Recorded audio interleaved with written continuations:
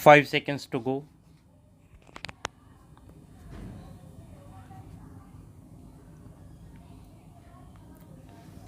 Start. As you are aware, sir, among the many social and economic evils that beset our nation, food adulteration is most dangerous because the unsuspecting public have no way of knowing that when they buy a certain article, whether it is up to the required standard or not. A great deal of quick money has been made by unscrupulous antisocial elements by adulterating foodstuffs. A great deal of ingenuity has gone into this whole process of adulteration.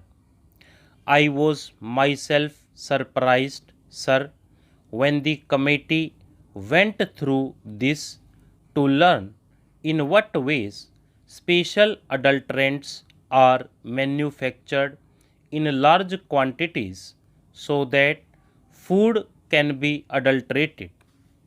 And very often, as you know, sir, the adulteration is of such a nature that it causes death or permanent injury and disablement to the people who consume those articles. It is therefore an extremely serious matter, and there has been a demand from all sections of the public and in both houses that this entire Prevention of Food Adulteration Act should be amended, should be made more effective, and that there should be strong and effective action against these antisocial elements. For this purpose, sir, I introduced in this House an amendment to the Prevention of Food Adulteration Act 1954. This act was passed 45 years ago by Parliament. The experience of its administration, I must admit, sir, has not been very impressive so far, both because the act itself had loopholes and also, I must admit, because our administrative machinery, particularly in the states, was not really as effective as it should be. Therefore, I introduced this amendment in the Rajya Sabha on August 12. At that time, there was a demand from all sections of this House as well as the members of Parliament from the Lok Sabha and the general public that in view of the very important nature of this legislation, it should be referred to a joint select committee. So, in response to that, it was referred to a joint select committee. It had 33 sittings and presented its report. It looked into almost 250 memoranda and discussed this matter for a considerable period of time, about a year.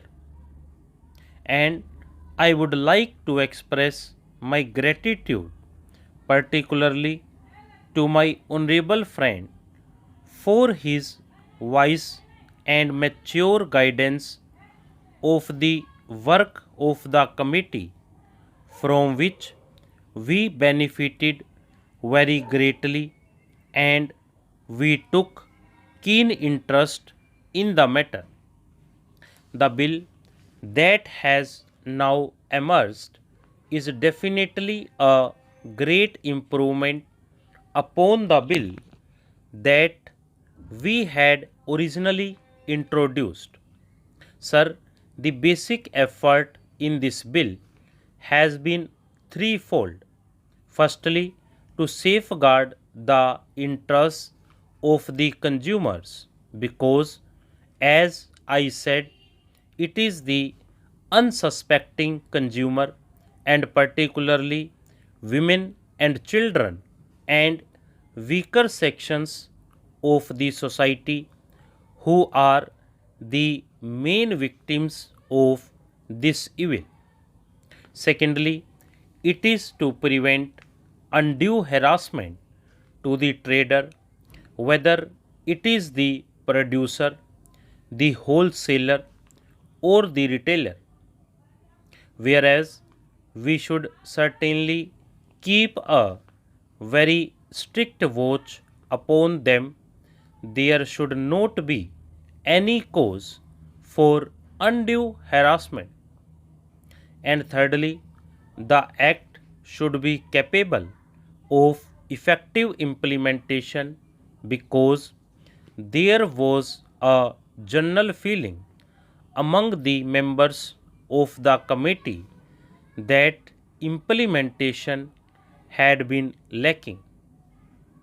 These were the three major principles that were kept in mind by the committee in its deliberations. Sir, with your permission, I will very briefly put before the Honorable House some of the salient features of the bill that I have now presented. The finest point is that a distinction has been made between adulteration, that is capable of easy detection by the eye, and adulteration which is not. In other words, if something is adulterated and is visible, at least the consumer has the opportunity to take necessary precautions.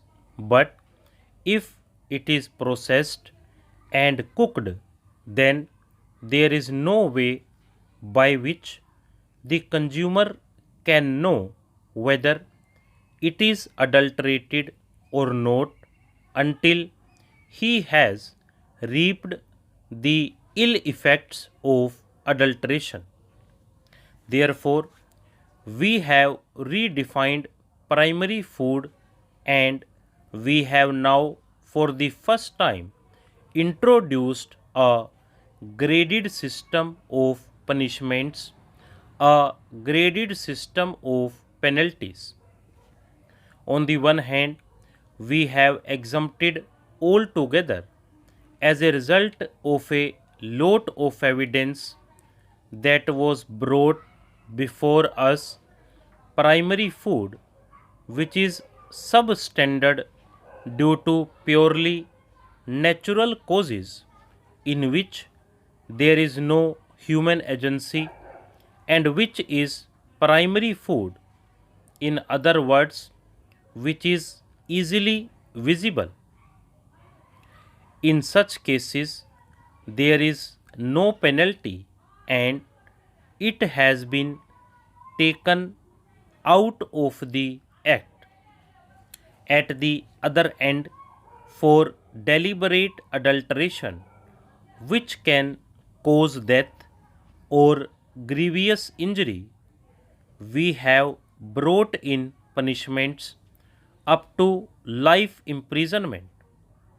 So, what we have done is this: we have these five categories. Primary food adulterated due to purely natural causes is exempt.